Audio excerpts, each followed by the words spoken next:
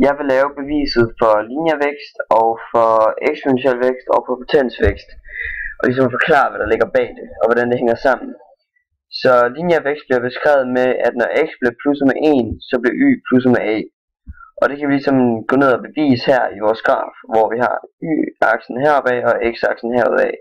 Så når vi går 1 ud på x-aksen, så stiger vores y-værdi altså med a.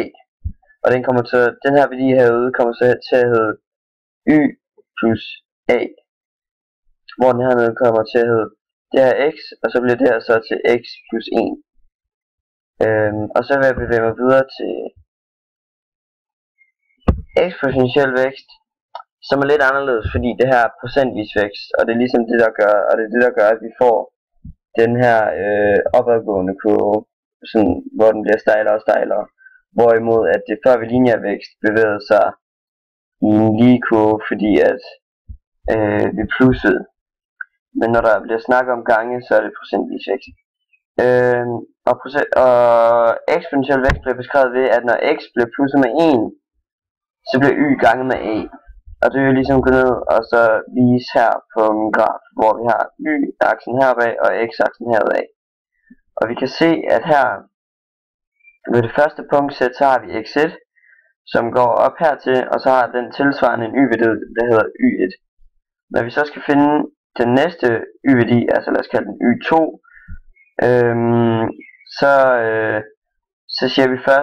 så siger vi, at hvis vi går 1 ud på x-aksen, så får vi vores x2-værdi. Og så for at finde vores y2-værdi, så går vi op, indtil vi rammer kurven. Og så kan vi så se, at vores y-værdi er steget med y ganget med a. Altså vores y1, altså y1 ganget med a er altså lige vores y2-værdi. Og sådan har vi bevist eksponentiel vækst.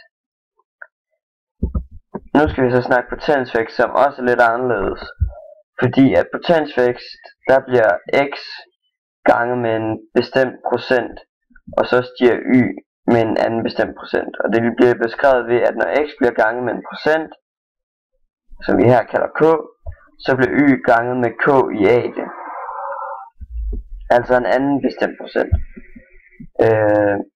Så lad os sige her, at x bliver ganget, vores x1 sæt her, det bliver ganget med k, så vi får en x2.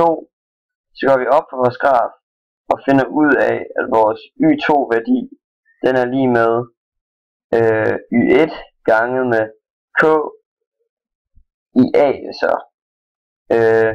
Så når x bliver ganget med en bestemt procent, så bliver y ganget med en anden bestemt procent. Og på den måde har jeg så bevist og forklaret de tre fremskrivninger: lineær vækst, eksponentiel vækst og potensvækst.